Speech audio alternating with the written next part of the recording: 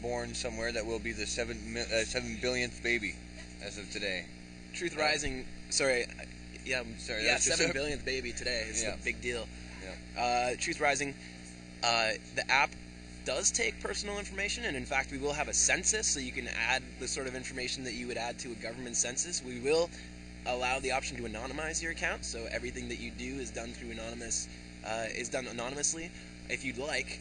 The beauty is that we're going to take all the data, all the information that we're collecting, and we're going to make it open, non-identifying of course, but so that you can see what 18 to 25-year-olds think is the answer to education, or what 45-plus-year-olds think is the answer to the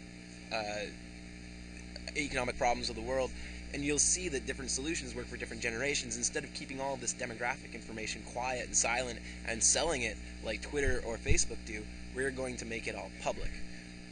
Because you have the right to know the shape of the planet, to know the real landscape, the people landscape that you live in. So I was going to say, if this does prove to be functional and is doing well, I would almost suggest it to a technology company, something again like BlackBerry, and prove to them that, hey, this is working out. What we want you to do is integrate this into a computer software design or a computer device designed for this kind of thing. It's not going to work because it's a proprietary software with BlackBerry and all that stuff. It's an open source project.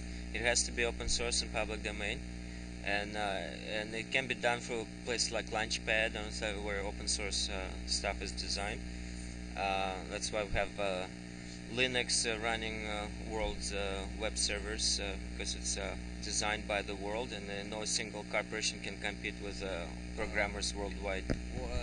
My question to that would be, if not BlackBerry or another company that has the means of producing it already.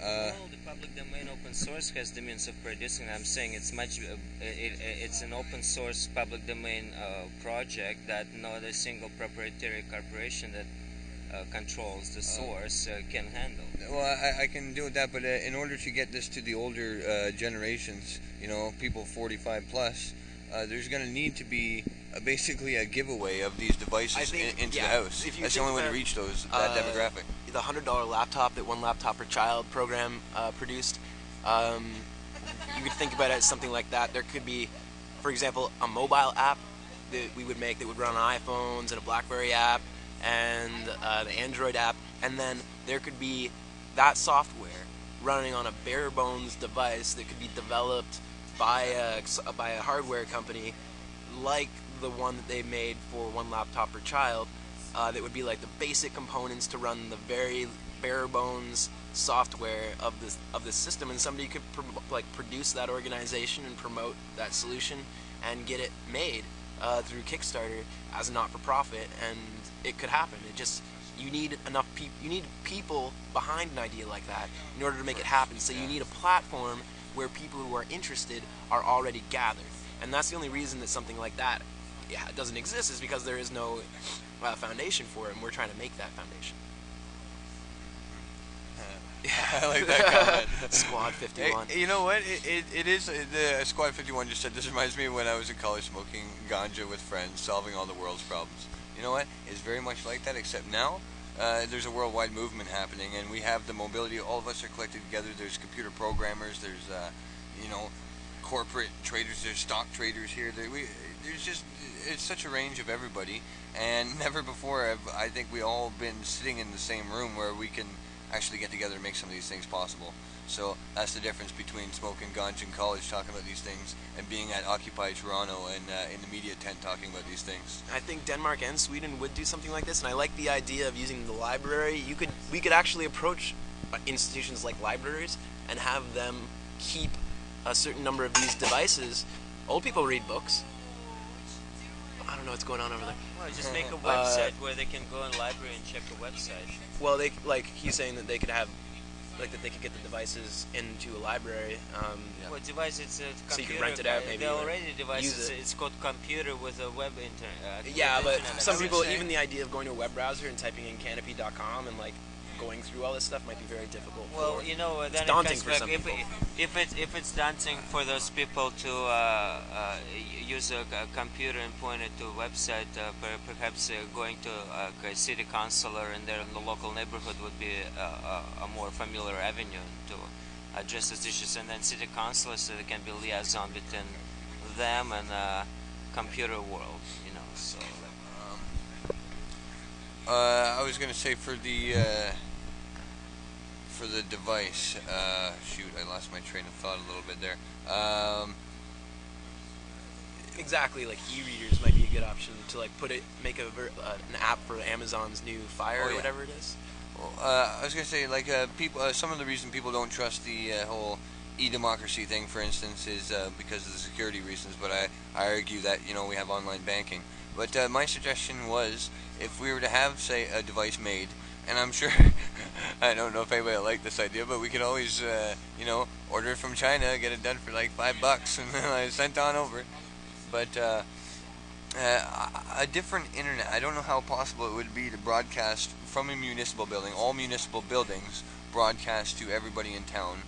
So it's a separate signal that only that frequency, and this device only reads that. It doesn't connect with the internet directly. It could be technically hard to do, but if there's a solution that can do it, yeah, that's true. And you'd have everything that have to be encrypted and decrypted, and there are technical issues. So the thing is, if that's a solution to the problem of not of making it more accessible to people, then that will be addressed, and people who know what they're talking about will say, here is a way that you can make this work. And that's the beauty of the system, is everybody has a different piece to the puzzle, and we're already have it kind of happening making a table to put the puzzle together on. We already have a miniature form of it happening here, where different people from different groups nominate issues to a wish list. For example, we have a wish list for the camp, and so a bunch of people make their various items on the wish list, and eventually the most common denominator issues make to the top of the list, and not only that, they get marked also which group wants those items the most. So logistics has its own wish list kind of items, and media its own, and medics their own, and so on. And that's the goal, Toby. And it's already happening here on a micro scale. So and we seem to be managing it so far, and things do get filtered out from superfluous wishes to some practical wishes and so on, and then they get addressed in their turn. So. Squad 51 says the more voices you have, the less you get done. Representative democracy is your best bet. I sort of disagree. The more voices you have, the more of an idea you have of what the actual world looks like, what the problem looks like, what the solutions look like.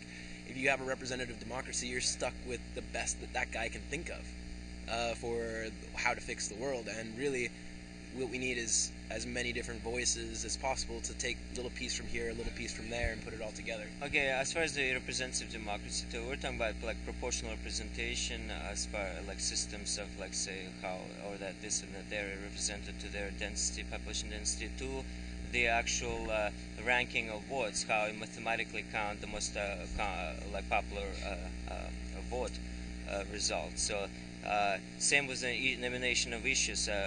Instead of voting for one issue, we rank the issues. First choice for the solving the issue, second choice, third choice, and so on.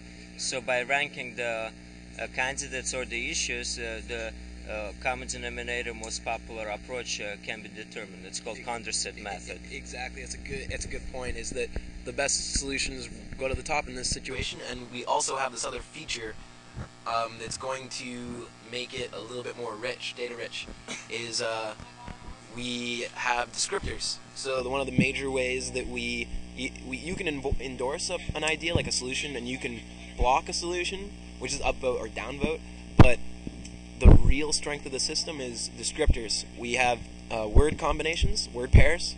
So it could be realistic, unrealistic, original, unoriginal, high cost, low cost, short term, long term, and you describe the solution based on these word pairs, so that we can say, okay, here's a short term and cost effective solution for the education problem,